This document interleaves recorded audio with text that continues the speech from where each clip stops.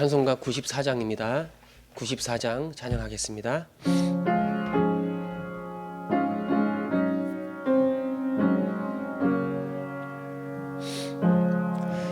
주 예수보다도 귀한 곳은 없네. 이 세상 부귀와 바꿀 수 없네. 영죽은 내 대신 돌아가신 그 놀라운 사랑 잊지 못해. 세상 즐거움 다 버리고 세상 자랑도 버렸네. 주 예수보다도 귀한 곳은 없네. 예수밖에는 없네. 주 예수보다도 귀한 곳은 없네. 이 세상 명예와 바꿀 수 없네. 이전에 즐기던 세상 일도 주 사랑하는 마음 뺏지 못해. 세상 즐거움 다 버리고 자랑 다 버렸네. 주 예수보다도 귀한 곳은 없네. 예수밖에는 없네.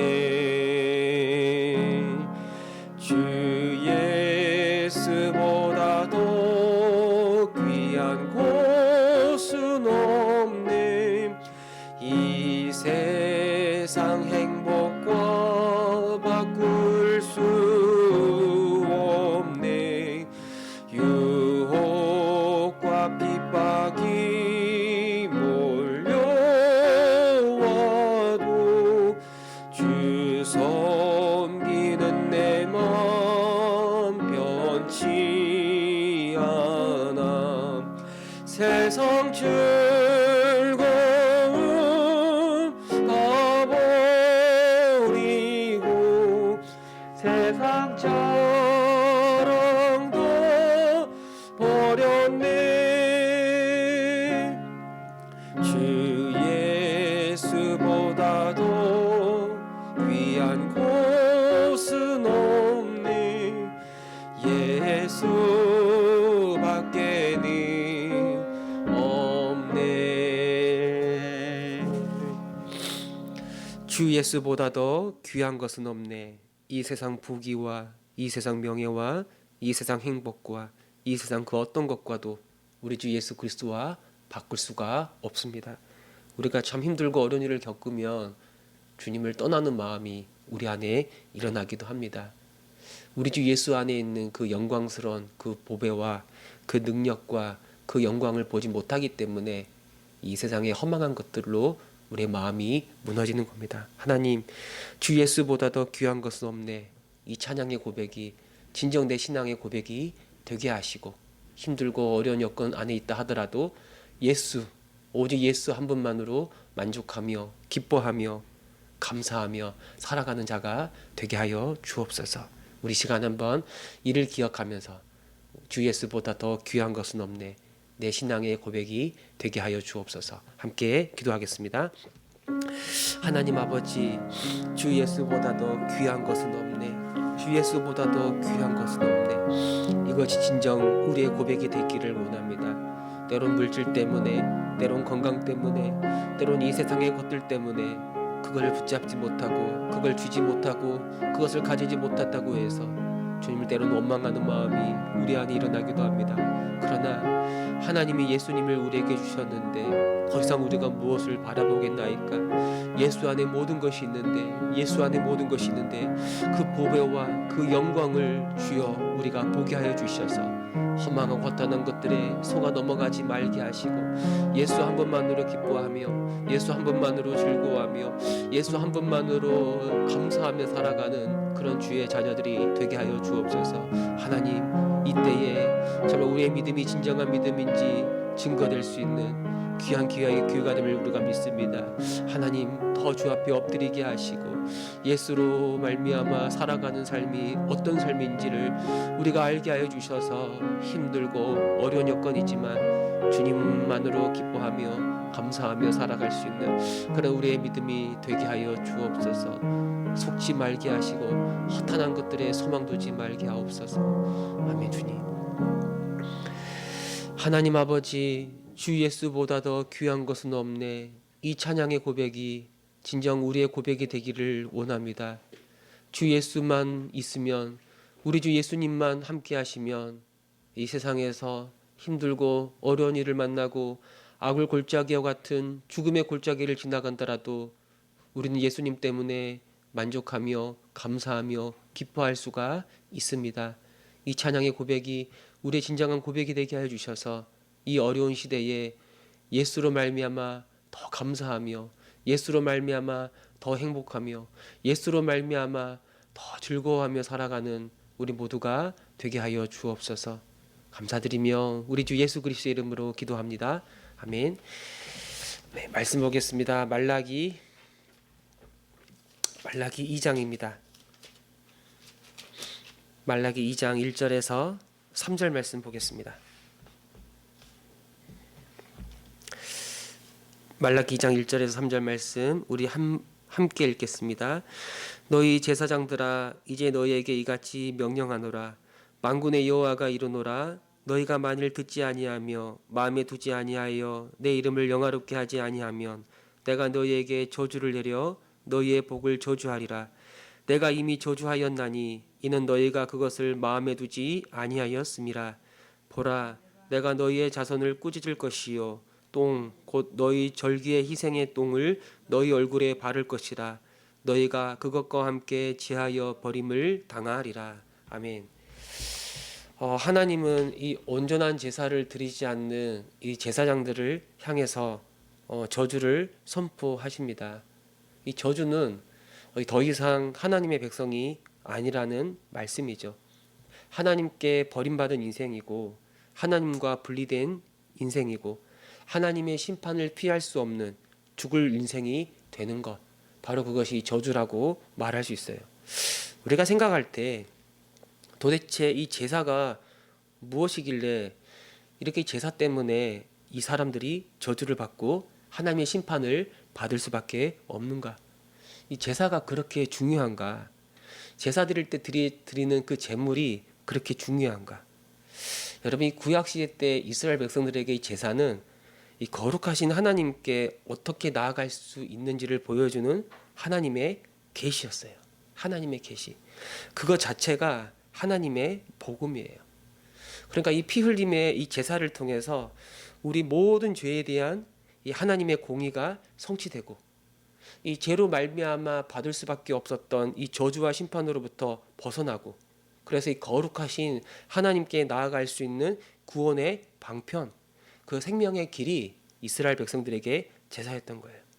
그러니까 이스라엘 백성이 하나님의 언약 백성이 되는 것도, 하나님의 그 임재 아래 살아가는 모든 것도, 하나님 나라의 제사장 나라, 이 거룩한 제사장 나라로 살아가는 모든 것이 이 제사, 이 피 흘림의 제사가 있었기 때문이라고 말하는 거예요. 심지어 이스라엘 백성이 오래전 애굽의 종살이에서 애굽에서 건짐을 받을 때 이 피 흘림의 사건, 가장 결정적인 사건이 유월절 어린 양의 그 피 흘림의 사건이죠.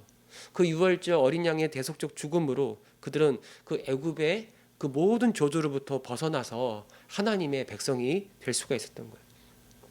그러니까 이 사실을 믿고 의지한다면 구약 시대 이스라엘 백성들은, 이 제사장들은 하나님께 드려지는 이 제사를 소홀히 지낼 수가 없는 거예요. 하나님 말씀하신 것처럼 이들이 하나님의 이름을 멸시했기 때문에, 하나님을 믿지 않았기 때문에 결국 이들은 이런 엉터리로 더러운 제물로 하나님께 나아갔다라고 말할 수 있는 겁니다. 오늘 읽었던 1절에서 1절 이하에서 하나님은 이 제사장들에게 최후 통첩을 보냅니다. 이 저주의 말씀인데, 만일 제사장들이 이 세 가지 것을 지키지 않으면 그들에게 저주가 임할 거라고 아주 분명히 말씀하는 거예요. 2절에 나오는데, 여호와의 말씀에 귀를 기울이라. 2절에 보니까 너희가 만일 듣지 아니하며, 먼저 하나님의 말씀을 들어야 된다고 말하고 있습니다. 두 번째, 이 말씀을 너희 마음에 두지 아니하며, 하나님의 말씀을 너희들 마음에 두라. 그 다음에 세 번째, 내 이름을 영화롭게 하지 아니하며, 하나님의 이름을 영화롭게 하라는 거예요. 하나님 말씀에 귀를 기울이고 그 말씀을 그 마음에 새기는 것, 바로 그것이 하나님을 영화롭게 하고 하나님의 이름을 영광스럽게 하는 거라고 말하고 있습니다. 무엇보다 이 사람들이 기울여야 될 하나님의 말씀, 하나님의 말씀은 무엇인가? 바로 율법이라고 말할 수 있어요. 그 율법을 따라 이 죄가 무엇인지 보게 되고, 이 죄 문제를 어떻게 처리할 것인지, 어떻게 해결할 것인지 율법을 통해 하나님의 제사를 배우고 이를 통해 하나님께 나아가는 거예요. 그러니까 이 제사장들의 해야 할 가장 중요한 일들이 이 제사를 드리는 일인데, 왜 우리가 제사를 드려야 되는가? 하나님의 거룩한 법, 율법 앞에서 우리의 죄가 드러나고 이 죄 문제를 어떻게 처리할지를 하나님이 제사 제도를 통해서 보여주셨는데, 이 제사장들은 그래서 사람들에게 하나님의 율법을 바르게 가르치고 그 드러난 죄 앞에서 이 죄 문제를 어떻게 해결할지를 제사 제도를 통해서 정확하게 가르치고, 죄가 얼마나 심각한 건지, 얼마나 비참한 건지, 얼마나 하나님의 영광을 가리는 것인지를 가르쳐주고, 그래서 사람들을 이끌어가는 게 이 제사장의 임무였던 거예요. 이 제사를 드리러 오는 사람들에게 철저히 가르치고, 이 희생 제사를 통해서 우리의 모든 죄에 대해 부어지는 하나님의 이 진노와 심판이 엄중한지를 가르치고, 또 하나님 앞에서 우리가 어떻게 살아가야 할지를 율법을 통해서 풍성히 전해주는 것, 이게 제사장의 사명이에요. 이 사명은 어떻게 시작되는가? 먼저 하나님의 말씀을 듣는 것에서부터 시작하는 거예요. 그리고 그 말씀을 그 마음에 새기는 것에서부터 시작하는 거예요. 이렇게 하는 것이 하나님의 이름을 영화롭게 하고 하나님을 영광스럽게 하는 거라고 말하는 겁니다. 하나님은 언제 영광을 받으시는가? 하나님의 이름이 언제 영화롭게 되는가?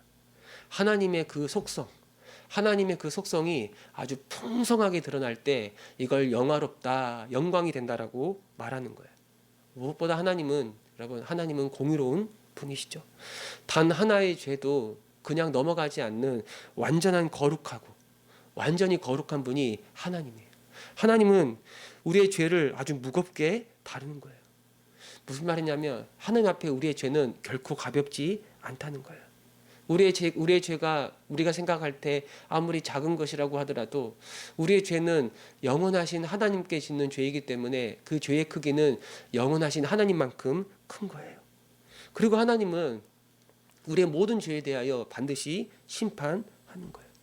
여러분, 죄를 그냥 내버려 둔다면 어떻게 우리가 하나님을 공의로운 분이라고, 거룩한 분이라고 말할 수가 있겠습니까?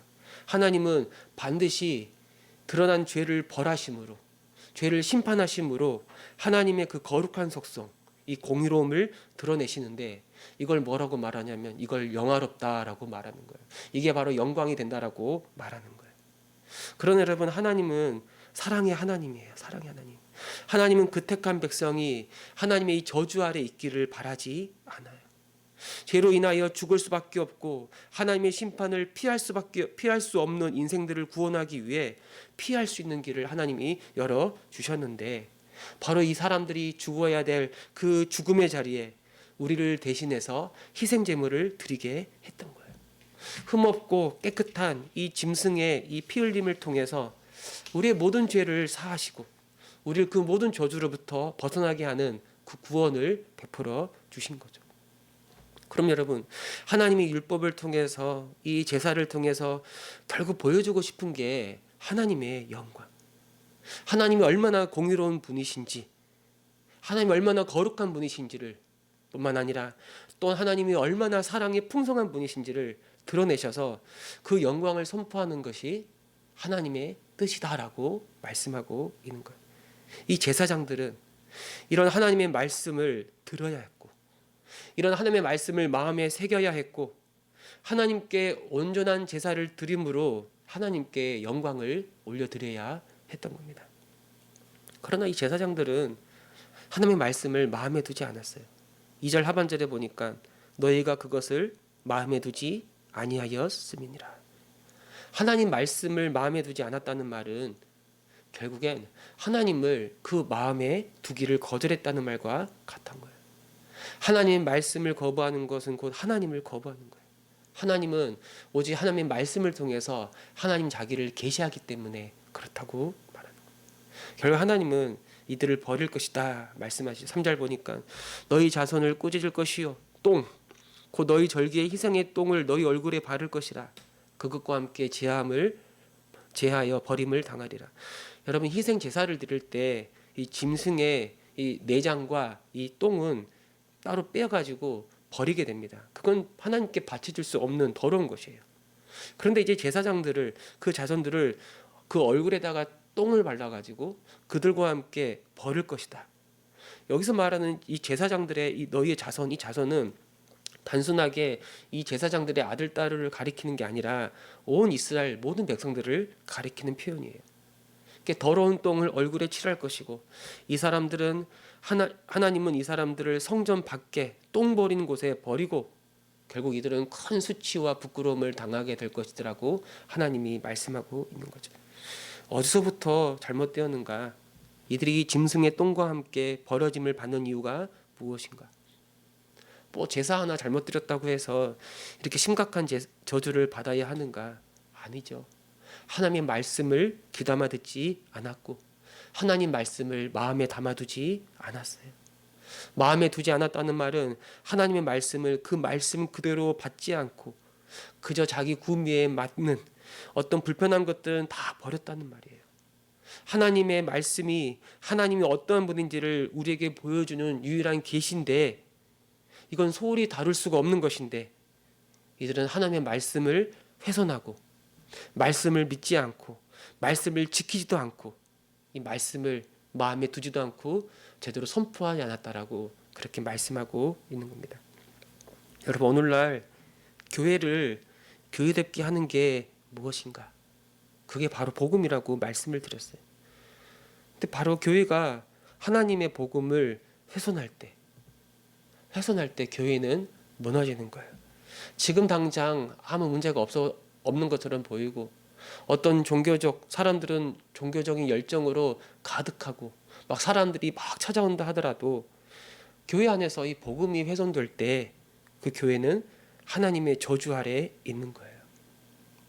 이 훼손된 복음은 언제 복음이 이렇게 훼손되는가? 복음에 무엇인가를 덧붙이거나 아니면 복음의 아주 중요한 핵심을 빼버릴 때 나타나는 거예요. 예수 그리스도로 충분한데 거기에 다른 무엇인가를 덧붙여 그래야 우리가 구원을 받는다고 말한다거나, 예수 그리스도가 있어야 되는데 그 예수님의 그 십자가를 충분히 전하지 않고 다른 무엇인가로 대체할 때 결국 복음은 훼손되고 교회는 무너지게 되는 거예요. 구약 이스라엘 백성들이 제사를 드리지 않았고 제대로 드리지 않고 하나님의 율법을 소홀히 했던 것, 이 제사 자체가 하나님의 복음인데 이 복음이 훼손될 때 하나님은 그들을 결국 버릴 수밖에 없었다라고 말씀하는 거예요. 오늘 우리에게, 우리 교회에게, 오늘 나에게, 우리들에게 가장 중요한 게 무엇인가? 이 그리스도의 복음이 우리 안에 충만한가? 다른 것이 아니라 예수 그리스도로 우리 안에 충만한가? 아까 불렀던 찬양처럼 주 예수보다 더 귀한 것은 없네. 주 예수보다 더 귀한 것은 없네. 이것이 우리 교회의 고백인가? 그리고 우리의 고백인가? 나의 고백인가? 하나님, 정말 이 복음을 듣게 하시고 복음을 있는 그대로 마음에 새기게 하시고 그리고 이 복음을 살아내게 하셔서 오직 하나님께만 영광이 되게 하여 주옵소서. 여러분, 사실 우리의 삶 자체가, 있는 그들의 삶 자체가 어떻게 하나님께 영광이 될 수 있겠습니까? 우리가 하나님 말씀을 따라 살아가지만 또 하나님 말씀대로 살지 못하고 불순종하는 경우가 얼마나 많이 있습니까? 하나님의 영광은 오직 예수 그리스도 안에서만 드러나는 거예요. 그래서 우리가 예수 그리스도를 붙잡고 그리스도 안에 거하고 그리스도와 함께 살아가고 예수님만을 자랑하며 살아갈 때 비록 우리의 삶이 부족하지라도 하나님은 예수 안에 있는 우리 때문에 영광을 받으시고 기뻐하는 거예요. 그것 때문에 감사하고 감사해서 더 우리의 삶을 드리려고 하는 것이 신자의 삶인데 어떻게 우리가 이 복음을 소홀히 여길 수가 있겠나, 그렇게 말씀을 드리는 겁니다. 하나님, 주 예수보다 더 귀한 것은 없네. 우리 안에 이 복음이 풍성하게 나누어지게 하시고 복음을 풍성하게 살아내게 하시고 그래서 하나님의 영광이 우리 안에 충만히 거하고 많은 사람들에게 하나님의 영광을 비추는 복된 인생이 되게 하여 주옵소서. 오늘 이것이 저와 여러분 우리의 기도가 되기를 바랍니다. 아멘.